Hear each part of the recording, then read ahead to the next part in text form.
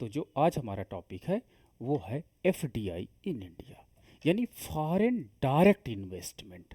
वो कैसा ट्रेंड रहा और इनसाइट्स, तो इस पर हम प्रकाश डालेंगे कि जो भारत में क्या कहते हैं फॉरेन डायरेक्ट इन्वेस्टमेंट था वो कैसा है, डिफिनीशन कैसी है, कहाँ कहाँ से आया, किस सेक्टर में गया, तथा अर्थव्यवस्था को में फॉरेन डायरेक्ट इन्वेस्टमेंट का क्या बेनिफिट है।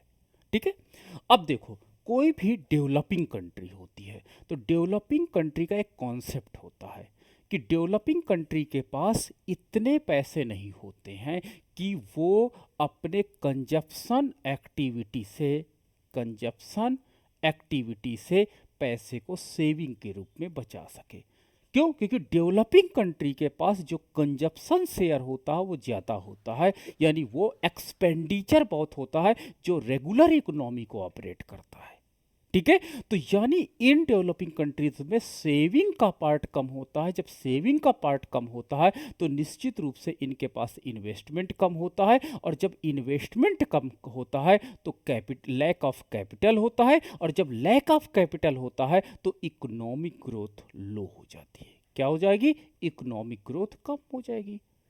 अब हमको डेवलपिंग कंट्री जिसके पास एक बिग ह्यूमन रिसोर्स मैनेजमेंट, एक बिग ह्यूमन रिसोर्स यानी एक ह्यूमन आर्मी है जिसके पास, तो जिसके पास ह्यूमन कैपिटल है लेकिन उसके पास टेक्नोलॉजी नहीं है, अब वो इकोनॉमिक डेवलपमेंट कैसे करे? अर्थशास्त्रियों ने कहा इसके लिए हम अगर दूसरे देश से विदेशी पूंजी ले ले, और ये विदेशी पूंजी किस रूप में हो सकती है, फॉरेन कैपिटल हमारी किस रूप में हो सकती है, यानी अगर हम अपने देश में इकोनॉमिक डेवलपमेंट करने के लिए फॉरेन कैपिटल ले लें, और ये फॉरेन कैपिटल आपकी एफडीआई के रूप में हो सकती है, फॉरेन डायरेक्ट इन्वेस्टमेंट के रूप में हो सकती है, या एफआईआई के रूप में हो सकती है, फॉरेन इंस्टीट्यूशनल इन्वेस्टमेंट के रूप में हो सकती है। देखो, एफआईआई और एफडीआई में अंतर क्या होता है? एफडीआई जो होती है ये भौतिक रूप से कोई, जैसे अमेरिका को कोई कंपनी आई आपके देश में, क्या की? वो कंपनी लगाई। ठीक है। कंपनी जब लगाई, अब कंपनी लगाने के बाद क्या होता है? वो काम करती है। तो जब कोई पूंजी किसी अन्य कंट्री से हमारे देश में आती है और आने के बाद क्या होता है, यहाँ पर वो इकोनॉमिक एक्टिविटी संपादित करती है, तो इससे इस देश को फ़ायदा क्या होता है कि इनके लोगों को एम्प्लॉयमेंट और इनकम जनरेट होती है, देश की जीडीपी बेहतर होती है, और साथ ही साथ जो विदेशी कंपनी आती, जो एफडीआई लेकर के आती है, उसको प्रॉफिट जनरेट होता है। ठीक है। Got it? मुझे लगता है आपको समझ में आ गया होगा। तो एफडीआई जो होती है वो भौतिक रूप से आती है। ठीक है। हमने अपनी पूंजी उठाई और हमने क्या किया कि मॉरिशस चले गए, या मॉरिशस के पूंजीपति आए और वो हमारे देश में आ गए, तो ये एफडीआई है। लेकिन एफआईआई क्या है? जब कोई देश अपने यहाँ से शेयर मार्केट के माध्यम से या ऑनलाइन माध्यम से हमारे देश के मार्केट में पैसा लगाता है तो वो फॉरेन इंस्टीट्यूशनल इन्वेस्टमेंट हो जाता है। अब देखो, दोनों के नेचर में अंतर क्या है? एफडीआई जो होता है वो स्टेबल होता है, यानी ये जल्दी भागेगा नहीं। क्योंकि कोई, मान लीजिए कोई कंपनी आई है, मान लीजिए फोर्ड कंपनी आई है आपके देश में, कार का पूरा प्लांट लगाइए, तो तुरंत भागेगी तो नहीं। तो इसमें स्थायित्व प्रवृत्ति ज़्यादा पाई जाती है, एफडीआई में स्थायित्व प्रवृत्ति ज़्यादा पाई जाती है। लेकिन एफआईआई जो होता है उसमें क्या होता है, अनस्टेबल ज़्यादा वो पाई जाती है। तो इस प्रकार जो एफआईआई होती है इसके भरोसे इकोनॉमिक डेवलपमेंट करना एक प्रकार से बेवकूफ़ी कही जाती है। ठीक है। एफआईआई दैट इज बेस्ट अगर हमारी इकोनॉमी डेवलप हो। ठीक है। डेवलप इकोनॉमी के लिए एफआईआई बहुत अच्छा है कि हमको अल्पकालिक पूंजी से भी काम चल जाएगा, लेकिन डेवलपिंग कंट्री के लिए जो आपकी पूंजी होगी वो एफडीआई के रूप में अगर आए, क्योंकि एफडीआई भौतिक रूप में आती है और भौतिक रूप में सारी चीज़ें जाना मुश्किल होती है। अब आपने देखो, मान लीजिए कोई आप ए कंपनी है, भारत में आई और यहाँ पर ए कंपनी लगाई, अब ये कहते हैं वापस मुझे जाना है। तो आपने देखा होगा दो प्रकार की परिवर्तनीयता होती है, एक चालू खाते की परिवर्तनीयता होती है, एक पूंजी खाते की परिवर्तनीयता होती है। भारत में चालू खाते की परिवर्तनीयता को 100% किया गया है, तो यानी ये कंपनी जो आपका करंट अकाउंट के अंतर्गत आता है उस मद का पैसा तो वापस लेके चली जाएगी, लेकिन पूंजी खाते की परिवर्तनीयता 100% नहीं की गई है, परिणाम स्वरूप पूंजी खाते के कारण वो रुकी रहेगी।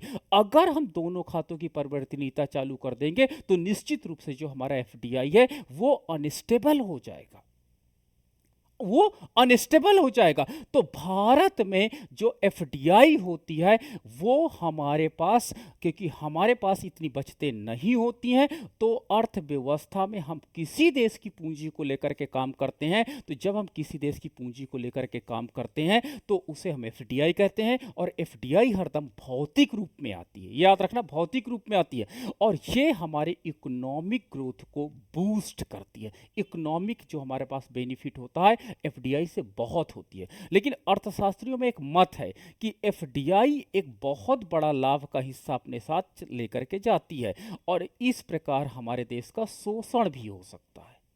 तो इकोनॉमिस्टों ने कहा कि एफडीआई को अल्पकाल में आप इनको प्रॉफिट ले जाने दीजिएगा, लेकिन दीर्घ काल में कोशिश करिएगा कि जो एफडीआई आई है, लॉन्ग टर्म में जो एफडीआई आई है, उस लॉन्ग टर्म की एफडीआई में इस एफडीआई का नेशनलाइजेशन करना इंपॉर्टेंट हो जाता है। नेशनलाइजेशन मतलब जैसे आपने देखा होगा एलएमएल एक वेस्पा नाम की कंपनी, वो स्कूटर आता था, एक एलएमएल वेस्पा नाम का एक स्कूटर आता था, ये जापान से बना था, ठीक है। भारत में उस समय हमारे पास स्कूटर टेक्नोलॉजी नहीं हुआ करती थी। एलएमएस वेस्पा एफडीआई के रूप में भारत में आई और वो अपना स्कूटर यहाँ पर लॉन्च किए, ठीक है। इसने अपना स्कूटर लॉन्च किया और इस स्कूटर ने क्या किया कि भारत में धूम मचा दी, इकोनॉमिक डेवलपमेंट बहुत हुआ, बहुत ज्यादा हुआ। आपने देखा मारुति सुजुकी भी हमारी एफडीआई के रूप में आई, लेकिन कुछ दिनों के बाद हमने एलएमएल वेस्पा को हमारे शेयर होल्डर्स ने खुद खरीद लिया और इसका भारतीयकरण कर दिया।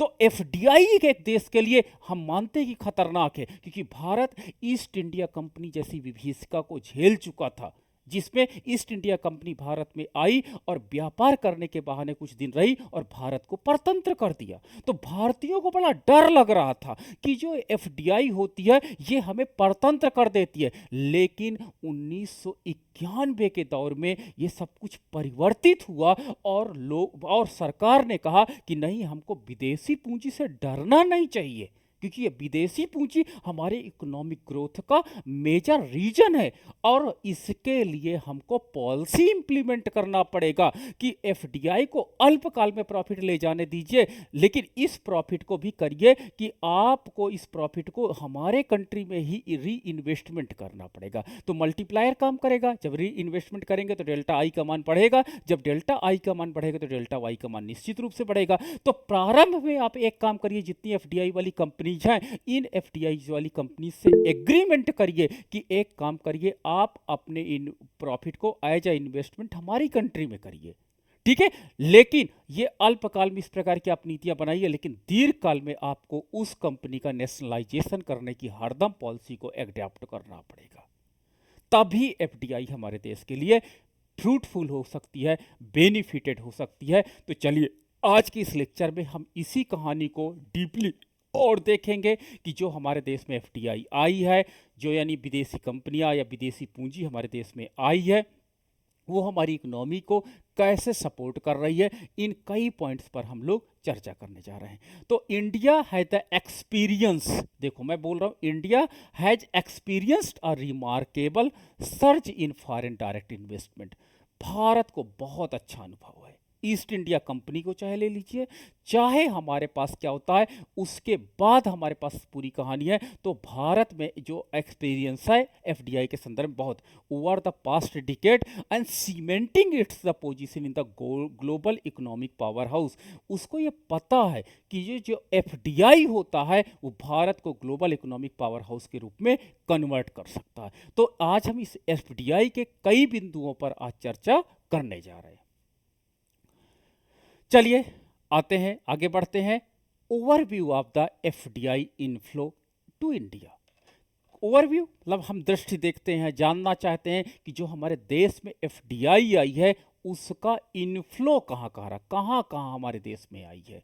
ठीक है, एफडीआई देखो, जो विदेशी कंपनी होती है वो पूरे देश में इन्वेस्टमेंट नहीं करना चाहती है, उसका एक फेवरेट जोन होता है। आपने देखा होगा फेवरेट जोन जैसे नोएडा, गाजियाबाद, मुंबई, ठीक है। लेकिन आपने देखा होगा एफडीआई कुछ रूरल सेक्टर में, आपने देखा होगा छत्तीसगढ़ में कम जाती है, वहाँ पे वैसे कोयला लोहा में काफ़ी एफडीआई गई है, लेकिन कुछ जोन में ज़्यादा प्रेफरेंस करते हैं, कुछ सेक्टर्स में बड़ा पसंद करते हैं कि एक काम करते हैं हम लोहा उद्योग में काम करेंगे, हम एक काम करते हैं कंप्यूटर टेक्नोलॉजी उद्योग में ही इन्वेस्टमेंट करना चाहेंगे। तो इन एफडीआई इनफ्लोज को आज हम यहाँ पर सर्च करना चाहते हैं कि जो हमारे देश में एफडीआई आई या एफडीआई के रूप में कंपनीज आई वो किस किस सेक्टर में आई है। तो 3 पार्ट में हम आपके साथ डिस्कस करेंगे। पहला है रिवर्स्ड एफडीआई इनफ्लो, कहाँ कहाँ पे कैसा कैसा आया। दूसरा सेक्टरल डिस्ट्रीब्यूशन कि किस किस सेक्टर में हमारे पास जो एफडीआई आई वो क्या थी। और जियोग्राफिकल डाइवर्सिटी कि किन किन क्षेत्रों में, भौगोलिक क्षेत्रों में, उड़ीसा, पंजाब, हरियाणा,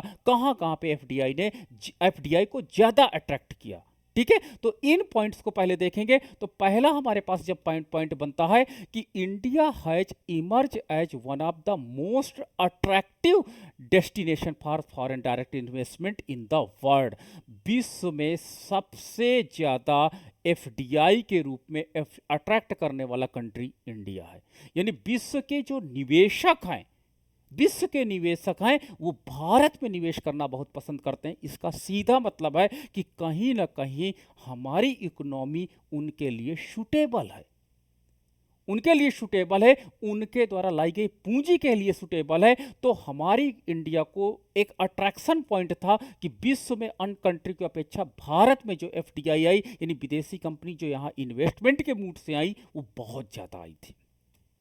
दूसरा, ओवर द पास्ट 2 डिकेड, अगर हम पिछले 2 दशकों की बात करें यानी पिछले 20 सालों की अगर मैं बात करता हूं, the country has witness a significant increase in FDI inflow. पिछले 20 सालों में हमारे देश में जो एफडीआई है वो बहुत तेजी से बढ़ी है by the larger consumer market. आपने देखा होगा कंज्यूमर मार्केट में, आपने देखा होगा इस समय आप कई बड़ी कंपनी आई और उन बड़ी कंपनी को आपने देखा होगा कंज्यूमर मार्केट में abundant labour force, stable micro economic environment and various policy reform aim to liberalisation and investment climate. तो ये हमारे कई सेक्टर्स में बहुत ज़्यादा अट्रैक्ट हुई हैं और इससे इकोनॉमिक बेनिफिट भी काफ़ी ज़्यादा मिले हैं।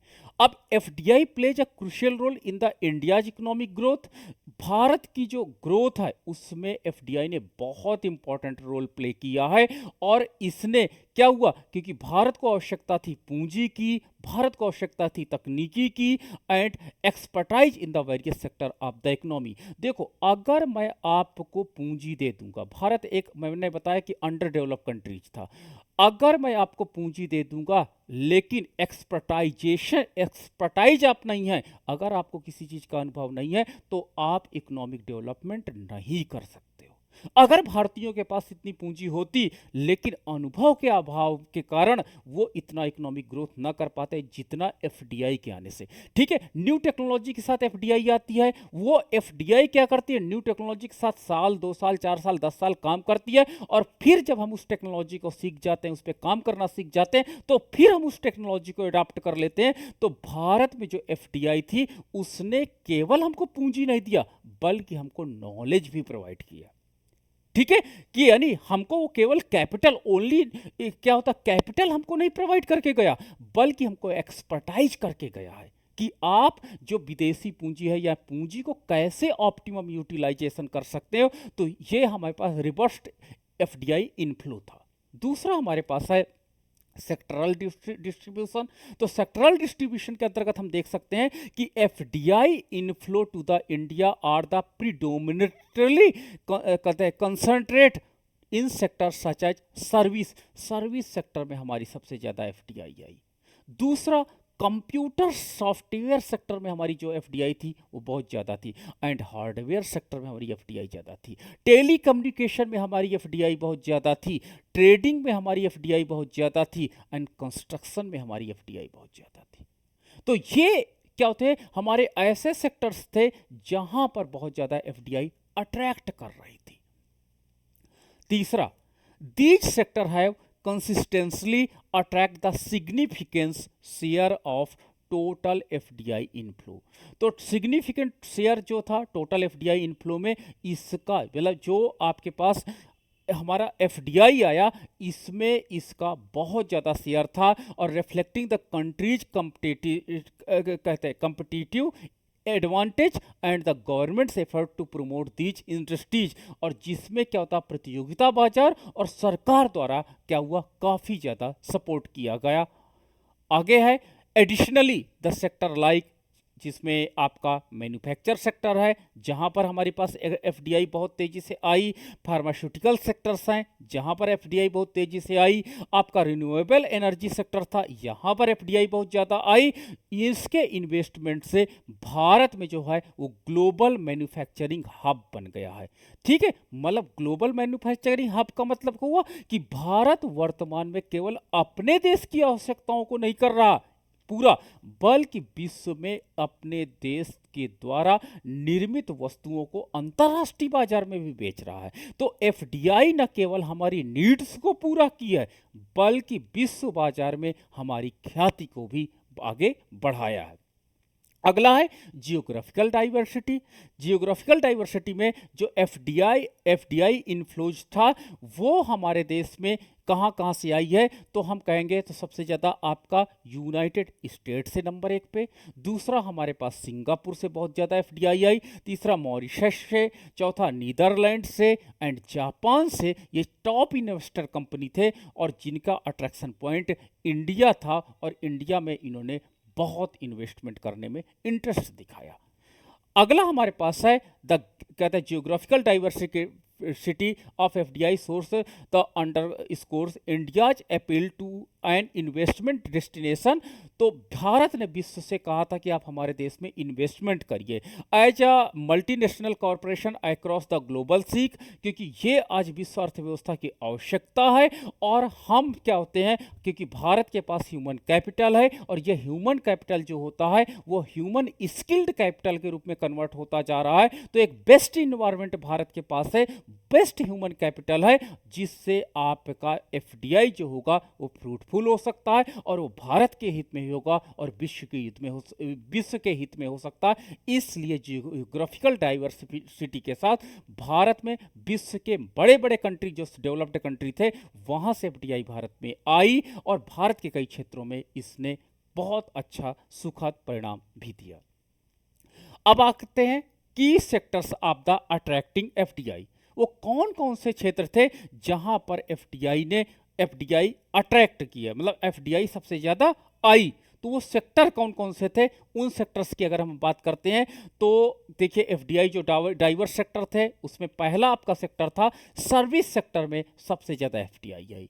द ब्रॉड कैटेगरी कहते हैं encompasses industries such as information technology. Service sector बड़ा ब्रॉड है, ठीक है। सर्विस सेक्टर के अंतर्गत आपका information technology, business process outsourcing, telecommunication, आपका फाइनेंशियल सर्विस, इन सेक्टर्स में सबसे ज़्यादा एफडीआई आई। The availability of skilled English proficiency workforce and growing digital economy have made India attractive hub for global service provider. तो भारत में जो है वो स्किल्ड पर्सन काफ़ी मिल रहे हैं, नए नए लड़के हैं, वो उनकी इंग्लिश बोलने की क्षमता बहुत अच्छी है, साथ ही साथ उनकी डिजिटल इकोनॉमी यानी ग्रोइंग डिजिटल इकोनॉमी, हमारी जो इकोनॉमी है वो डिजिटली बड़ी ग्रो कर रही, जैसे हमारा बैंकिंग सेक्टर बड़ा ग्रो कर रहा है, जैसे हमारे पास क्या होता है आईटी सेक्टर बड़ा ग्रो कर रहा है। तो इस प्रकार जो हमारी डिजिटल इकोनॉमी है वो डिजिटल इकोनॉमी हमको बहुत ज़्यादा क्या होता है डेवलप हो रही है, जिसके परिणाम स्वरूप विश्व की ये सारी कंपनियां सर्विस सेक्टर को उन्होंने चुना और सर्विस सेक्टर में बहुत ज़्यादा एफडीआई हमको प्राप्त हुई। दूसरा है हमारा जो अट्रैक्शन पॉइंट है भारत में वो है मैन्युफैक्चरिंग सेक्टर। तो मैन्युफैक्चर सेक्टर के अंतर्गत लाइक ऑटोमोटिव, ऑटोमोटिव सेक्टर में, फार्मास्यूटिकल सेक्टर में, केमिकल सेक्टर्स में, हैवी इंडस्ट्रीज में have drawn substantial FDI global companies seek to leverage India cost competitive manufacturing capability. तो यानी हमारे मैन्युफैक्चर सेक्टर में, क्योंकि हम विश्व की लागत की अपेक्षा, आपने रिकॉर्डों का सिद्धांत पढ़ा होगा, विश्व की लागत की अपेक्षा कम लागत में वस्तुओं का निर्माण कर देते हैं, इसलिए हमारे देश में बहुत ज़्यादा एफडीआई आई। ठीक है, और large consumer base, improve infrastructure इस क्षेत्र में आई। और the government make in India project, इसके पहले याद रखना एक प्रोजेक्ट चलता था भारत में, made in India project, made in India. ठीक है, अब हमारे पास चलने लगा कौन सा प्रोजेक्ट, मेक इन इंडिया। इसमें दोनों में अंतर क्या होता है मैं लास्ट में पूछूंगा आपसे। ठीक है, क्लास के लास्ट में पूछूंगा, आप इसको आंसर ढूंढिएगा कि what is the difference between make in India and made in India. तो भारत पहले मेड इन इंडिया पे काम करता था, लेकिन वर्तमान में जो हमारे पास मैन्युफैक्चर सेक्टर में इतनी ज़्यादा एफडीआई आई है, तो इस एफडीआई ने भारत को मेक इन इंडिया बना करके रख दिया। नाउ द नेक्स्ट है रिन्यूएबल एनर्जी सेक्टर। जो हमारे पास ऊर्जा नवीकरणीय क्षेत्र है, इस सेक्टर में सबसे ज़्यादा हमारे पास इस समय काफ़ी ज़्यादा एफडीआई आई है। इंडियाज एम्बिशिव कहते हैं renewable energy targeted and supportive policies have been attractive significant FDI source like solar power में हमारे पास बहुत ज़्यादा इन्वेस्टमेंट हुआ है। ठीक है, विंड पावर में हमारे देश में बहुत ज़्यादा विदेशी कंपनियों ने इन्वेस्टमेंट किया है। ग्रीन एनर्जी में हमारे देश में बहुत ज़्यादा इन्वेस्टमेंट किया गया है। तो इस प्रकार से जो हमारे देश में इन्वेस्टमेंट आपने दिखाई पड़ा होगा, एज एफडीआई इन्वेस्टमेंट हमारे पास आया, वो रिन्यूएबल एनर्जी में बहुत ज़्यादा आया। अब आपने देखा होगा कि व्हीकल्स हैं, जो व्हीकल्स भी हैं वो आपका एफडीआई सेक्टर के अंतर्गत काफ़ी ज़्यादा आ रहे हैं, और हमारे आधे से अधिक व्हीकल्स जो होते हैं वो केवल रिन्यूएबल एनर्जी के माध्यम से तैयार किए जा रहे हैं। अगला है रियल इस्टेट एंड कंस्ट्रक्शन। आपने देखा होगा बड़ी बड़ी बिल्डिंगें बन रही हैं, तो रियल इस्टेट में देखोगे 10 मंजिल 20 मंजिल की बिल्डिंग्स बनती है, उसमें फ्लैट सिस्टम चल रहा है। तो इस समय शहरों में लगातार पर जनसंख्या का दबाव बढ़ता चला जा रहा है। तो जब शहरों में जनसंख्या का दबाव बढ़ता है, तो निश्चित रूप से ये जो रियल इस्टेट है ये काफ़ी ज़्यादा ग्रो करता है। तो इस प्रकार से जो कंस्ट्रक्शन सेक्टर्स है, इसमें बहुत ज़्यादा हमारे देश में एफडीआई आई, बड़ी बड़ी विदेशी कंपनियां आई, उन्होंने हमारे देश में कंस्ट्रक्शन का काम करना चालू किया। अर्बन सेक्टर बहुत ज़्यादा ग्रो हुए, ग्रोथ कॉरिडोर्स हमारे, आपने देखा होगा कॉरिडोर्स बने, have witnessed the sustainable FDI as a foreign investor. तो एफडीआई जो थी वो एफडीआई सेक्टर जो फॉरेन इन्वेस्टर द्वारा थी, हमारे इकोनॉमी को बहुत ज़्यादा क्या हुआ, बल प्रदान किया। साथ ही साथ जो हमारी पॉपुलेशन थी वो अर्बनाइजेशन के अंतर्गत थी, और इनको घर की आवश्यकता थी, कमर्शियल स्पेस की आवश्यकता थी, और इंफ्रास्ट्रक्चर की आवश्यकता थी। इसके माध्यम से रियल एस्टेट सेक्टर में एफडीआई के माध्यम से इन सारी नीड्स को यहाँ पर फुलफिल की गई। तो ये भी एक हमारा इंपॉर्टेंट पार्ट रहा। अगला है रिटेल एंड ई कॉमर्स। आपने देखा होगा रिटेल एंड ई कॉमर्स में इस समय लिबरलाइजेशन वाली इकोनॉमी में हम चल रहे हैं। ठीक है, उदारीकरण में, जिसमें रिटेल सेक्टर को हमने बहुत ज़्यादा छूट दी है कि आप विश्व बाजार में कहीं पर भी अपनी वस्तुएं बेचिए, हमें कोई प्रॉब्लम नहीं है। तो इस प्रकार से जो हमारी ई कॉमर्स इंडस्ट्री है, आपने देखा होगा ई कॉमर्स इंडस्ट्री के अंतर्गत अमेजॉन, फ्लिपकार्ट, मीशो, बहुत ज़्यादा हमारे पास ई कॉमर्स का काम करने वाली ऑनलाइन प्लेटफॉर्म्स है। इसमें बहुत ज़्यादा एफडीआई आई, और ये विश्व लेवल पर बहुत अट्रैक्टिव पॉइंट बन करके आई, और भारत में इसने बहुत ड्रामेटिकल रोल प्ले किया इकोनॉमिक ग्रो के कारण, जिससे हमारा retail, logistics sector, technology enabled platform और caterer involving the consumption pattern, Bharat में मिडिल क्लास का बहुत तेजी से चेंज हुआ। आज देखिएगा कि पहले ऑनलाइन शॉपिंग केवल एक अपर क्लास करता था, एलिट क्लास करता था, लेकिन आज मैंने देखा गांवों में, छोटे छोटे कस्बों में लोग डेली ऑनलाइन कंजप्शन पैटर्न के अंतर्गत खरीद रहे हैं। पहले हम लोग साल में एक बार कपड़े लेते थे, एक बार या 2 बार, लेकिन इस समय कंजप्शन पैटर्न इस ई कॉमर्स टेक्नोलॉजी ने बहुत ज़्यादा बढ़ा दिया है। जिसके परिणाम स्वरूप आज हमारा जो मिडिल क्लास है, इवन लोअर क्लास है, उनका कंजप्शन पैटर्न ही परिवर्तित हो गया। तो एफडीआई ने उपभोग की प्रवृत्ति को बहुत तेजी से बढ़ाया, और यह उपभोग की प्रवृत्ति, अगर मैं इकोनॉमिक्स में प्रोफेसर कीन्स के अनुसार जाऊं तो कीन्सियन थ्योरम के अनुसार हमारी इकोनॉमी बहुत तेजी से ग्रो कर रही है, क्योंकि उपभोग निश्चित रूप से जब डेल्टा सी का मान बढ़ेगा तो उससे हमारा क्या होता है, त्वरक और गुणक दोनों का मान बढ़ेगा, और जिससे डेल्टा वाई का मान यानी नेशनल इनकम का मान भी तेजी से बढ़ेगा। आगे हमारे पास है जियोग्राफिकल डिस्ट्रीब्यूशन ऑफ एफडीआई, कि भारत में कहाँ कहाँ पे आया एफडीआई। तो हम देखते हैं कि geographical distribution of direct investment में डाइवर्स डायनेमिक्स हैं। तो इसमें हम देख सकते हैं कि हमारा जो ट्रेडिशनली था, पहले आपने देखा होगा कलकत्ता में आती थी, आपके बॉम्बे था, सूरत था, क्योंकि उस समय ईस्ट इंडिया कंपनी थी। There has been new trend, लेकिन अब वर्तमान परिप्रेक्ष्य में आपने देखा होगा न्यू ट्रेंड में एफडीआई जो है वो नॉर्थ और ईस्टर्न पार्ट्स ऑफ इंडिया के जो रिसेंट ईयर थे उसको छोड़ करके विश्व में और भारत में और क्षेत्रों में बहुत ज़्यादा इसने कवर किया है, जिसमें आपका एनसीआर दिल्ली आता है। ठीक है, surrounding area has been the emerge a major hub of the FDI. FDI का मेजर हब है, आपने नोएडा गुड़गांव का नाम सुना होगा, गाजियाबाद का नाम सुना होगा, जहां पर इंफॉर्मेशन टेक्नोलॉजी जैसी कंपनीज काम कर रही हैं। तो यहां पर एफडीआई ने बहुत महत्वपूर्ण भूमिका निभाई है ई कॉमर्स में, और फाइनेंशियल सर्विसेज के लिए काफ़ी ज़्यादा कंपनीज यहां पर आई हैं। दूसरा आपने देखा होगा महाराष्ट्र, मुंबई में, ठीक है, महाराष्ट्र, गुजरात इस समय बहुत ज़्यादा वाइब्रेट हब है। यहाँ पर जो आपका इकोनॉमिक एक्टिविटी का इन्वायरमेंट है बहुत अच्छा है, इसलिए इन्वेस्टर की बहुत ज़्यादा पसंद है, क्योंकि गुजरात में गवर्नमेंट का सपोर्ट बहुत ज़्यादा है, साथ ही साथ उस स्टेट में शांति बहुत है, यानी उनको कोई लॉसेस नहीं होना है। तो जब लॉसेस नहीं होना है तो निश्चित रूप से इस प्रकार के प्लेसों को बहुत ज़्यादा पसंद करते हैं इन्वेस्टर। इसी प्रकार कर्नाटका है, यहाँ पर भी इन एफडीआई बहुत ज़्यादा हमारे देश में आई है। तो ये टॉप स्टेट है that have consistently received large FDI inflow इनके पास आया है। ठीक है, तो इस प्रकार से ये जो FDI है इन स्टेट्स में इंफ्रास्ट्रक्चर को डेवलप कर रही है, इंडस्ट्रियल बेस बना रही है। इंडस्ट्रियल बेस क्या है, जहां पर अदर इंडस्ट्री आकर के लगे। ठीक है, आपने डेवलपमेंट प्लानिंग के अंतर्गत पढ़ा होगा कि एक कहते हैं डीपीए होता है, एक एसओपी आपका एसओएस होता है, जिसमें क्या होता है कि इंडस्ट्रीज को डेवलप करने का एक एरिया होता है, और फेवरेबल पॉलिसियाँ इन स्टेट्स में फेवरेबल पॉलिसी बनी है।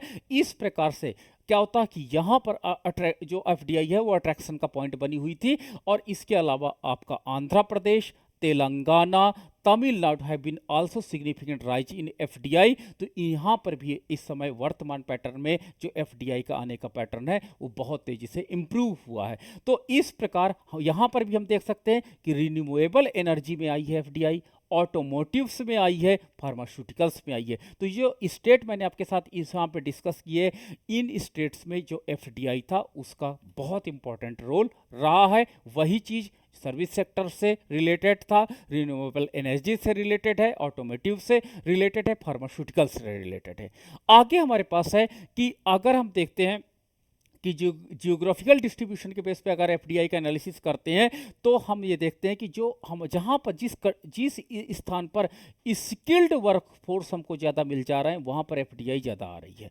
एक्सेस टू मार्केट है, जहाँ पर बाजार की उपलब्धता, जैसे दिल्ली में आप देखिएगा कि एक छोटे बच्चे भी बढ़िया इंग्लिश अच्छा बोल लेते हैं, वो कंप्यूटर की अच्छी जानकारी रखते हैं, वहाँ पर मार्केट बहुत पास में, तो वहाँ पर कनेक्टिविटी बहुत स्ट्रांग है, एंड वहाँ पर overall ease of doing business है। ईज ऑफ डूइंग बिजनेस के बदला होता है कि जो आपके अदर वेरिएबल हैं बिजनेस करने के वो बड़े फेवरेबल हैं। तो there is the 4 component that determine the FDI inflow. तो जो 4 कंपोनेंट हैं, skill based workforce, access to market, connectivity and doing business, आपके पास इन्वायरमेंट, इसने बहुत ज़्यादा एफडीआई को इन सेक्टर में सेंट्रलाइज कर दिया है।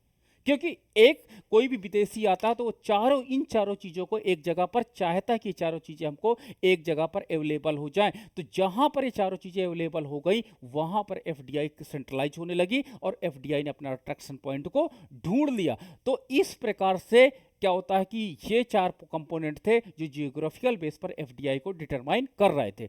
The governments efforts improving the infrastructure, सरकार के प्रयास से infrastructure streamlining regulatory frameworks and promote investment friendly policies. तो सरकार ने भी इसमें काफ़ी आगे कदम बढ़ाया। जो ये एफडीआई वाली कंपनीज आ रही थी, इनको इन्होंने अच्छा इन्वायरमेंट प्रदान किया, इनके पेपर वर्क को इन्होंने कम किया, साथ ही साथ इन्होंने क्या किया कि इनके लिए investment friendly policy investment friendly policy को प्रमोट किया।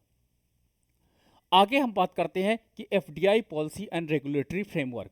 देखो, अगर किसी कंट्री में एफडीआई पॉलिसी, जो एफडीआई आने वाली पॉलिसी या रेगुलेटरी फ्रेमवर्क अगर आपके फेवरेबल में, मतलब आपका प्रपत्र बहुत ज़्यादा परेशान नहीं करता, क्योंकि देखो कोई बाहर की कंपनी आएगी तो वो आपसे परमिशन लेगी, पेपर वर्क कराएगी। पेपर वर्क अगर आपका बड़ा लेंदी है, बहुत डिफ़िकल्टीज है, बहुत मनी कंजप्शन वाला है, कोई एफडीआई लेकर के नहीं आएगा। तो एक FDI policy, liberal FDI policy की बड़ी आवश्यकता होती है, तभी उस कंट्री में एफडीआई बहुत तेजी से आती है, अन्यथा एफडीआई नहीं आती है। तो भारत में इस प्रकार की जो FDI policy and regulatory framework की आवश्यकता थी, और भारत ने 1991 के बाद इस पर बहुत ज़्यादा काम किया, और हमारी जो एफडीआई पॉलिसी थी उसको लिबरल किया गया, और जिससे विदेशियों ने बहुत ज़्यादा इसमें अट्रैक्ट हुए और हमारे देश में FDI I.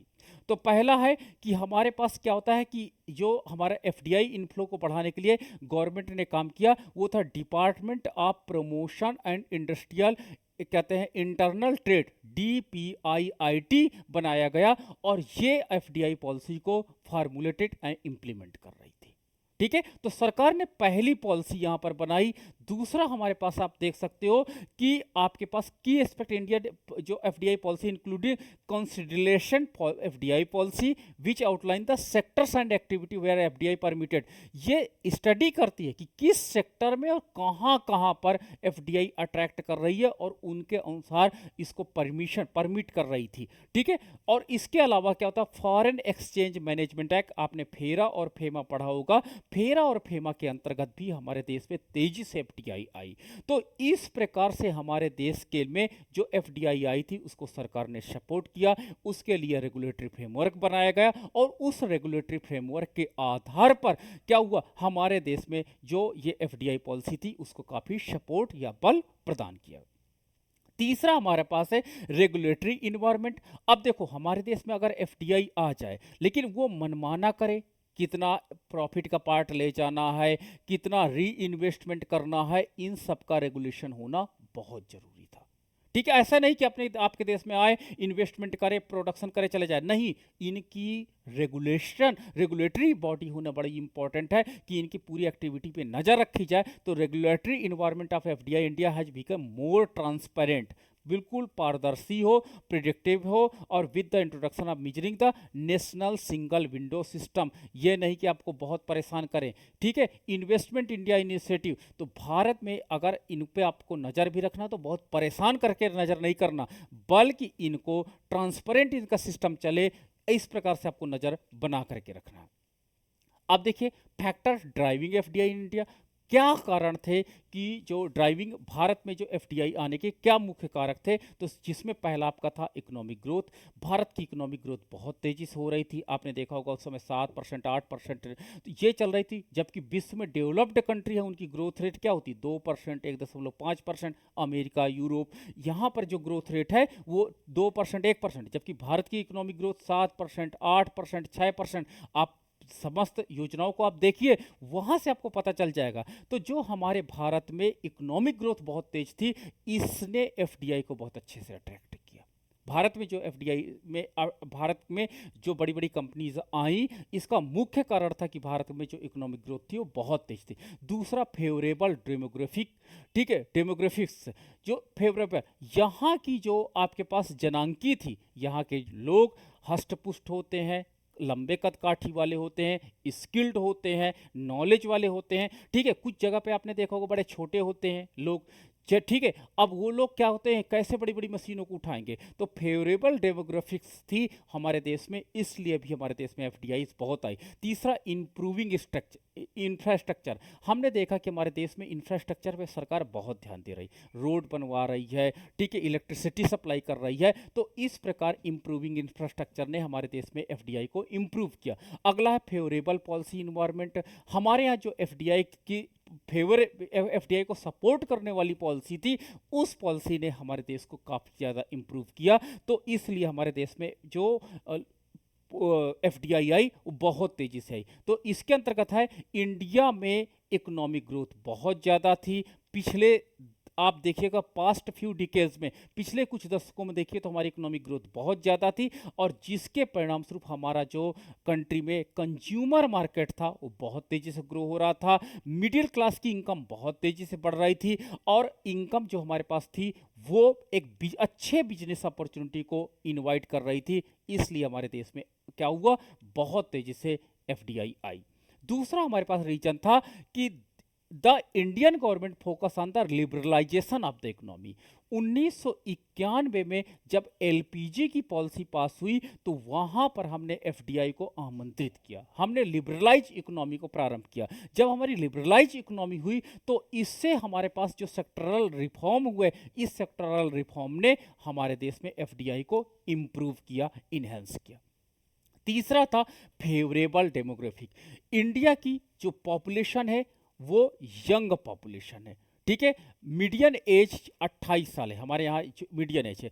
Provide the vast growing pool of skilled labour and potential consumer. तो हमारे देश में एक युवा ज़्यादा रहते हैं, और ये युवा निश्चित रूप से इनकी वर्किंग एफिशिएंसी ज़्यादा होती है। तो जब युवाओं की वर्किंग एफिशिएंसी ज़्यादा होगी, तो निश्चित रूप से वहाँ पर कोई कंपनी या एफडीआई अट्रैक्ट होने का मेजर कारण हो जाता है। दूसरा हमारे पास क्या होता है कि कंट्री में हम अर्बनाइजेशन पर ज़्यादा हो रहा था, राइजिंग मिडिल क्लास हो रहे थे, और उसके बाद जो मार्केट अट्रैक्शन था वो लगातार बढ़ रहा था, जिसके परिणाम स्वरूप यहाँ पर कंज्यूमर बेस्ड इकोनॉमी होने के कारण यहाँ पर बड़ी बड़ी कंपनियों ने अपना लक्ष्य निर्धारित किया कि नहीं, इंडिया में इन्वेस्टमेंट करना है। अगला आपका पॉइंट है इंप्रूविंग इंफ्रास्ट्रक्चर की। अगर मैं बात करूं तो हमारे देश में बहुत तेजी से इंफ्रास्ट्रक्चर डेवलप हो रहा था, और इंफ्रास्ट्रक्चर ने अट्रैक्ट किया भारत में एफडीआई को। तो पहला है, Indian government has been investly heavily in the development of physical and digital infrastructure. यहाँ नहीं केवल सड़कें बनवा दिया, ये नहीं, डिजिटल इंफ्रास्ट्रक्चर पे क्या हुआ, सरकार ने बहुत खर्च किया डिजिटल इंफ्रास्ट्रक्चर पे, ठीक है। कंप्यूटर के लिए डिजिटल सिलिकॉन सिटी उन्होंने डेवलप कर दिया, ठीक है। आपके पास नेटवर्क जैसे वाईफाई नेटवर्क जोन आपको बना दिए। तो इस प्रकार से इन्होंने roads, railways, port, telecommunication networks, इन सब चीज़ों को ने क्या हुआ, एफडीआई को अट्रैक्ट किया, कंपनियों को आने पर मजबूर कर दिया। अगला हमारे पास है कि ये जो आपके पास लॉजिस्टिक थे, ये चैलेंजेस थे, इंप्रूविंग द कनेक्टिविटी थी, आपके विदेशी कंपनियों को जो ऑपरेट करने के लिए, डिस्ट्रीब्यूट करने के लिए सर्विसेज थी, वो पहले से बेहतर कर दिया, जिसके परिणाम स्वरूप हमारे देश में बहुत ज़्यादा एफडीआई आने लगी। तीसरा है फेवरेबल पॉलिसी इन्वायरमेंट। सरकार ने मेक इन इंडिया प्रोग्राम चालू किया। मेक इन इंडिया प्रोग्राम ने कहीं ना कहीं फॉरेनर को अट्रैक्ट किया। क्यों? क्योंकि अब हमारा इन्वायरमेंट बिल्कुल चेंज हो रहा था, ठीक है। भारत सरकार खुद चाह रही थी कि हमारे देश में फॉरेन इन्वेस्टर्स आए, इन्वेस्टमेंट करें, उत्पादन करें, और we will be the part of that product. तो उस उत्पाद के हम भी सहभागी होंगे। तो इस प्रकार से अब हमारे सोचने का तरीका बदल गया, और जब सोचने का तरीका बदल गया तो हमारे देश में बहुत तेजी से एफडीआई अट्रैक्ट हुई। तो आपने देखा होगा कि ये बेसिक कॉन्सेप्ट है कि भारत में एफडीआई का कॉन्सेप्ट क्या था, किस सेक्टर्स में एफडीआई आई, उसके कारक कौन कौन से थे। तो ये आज हमने देखा आपके साथ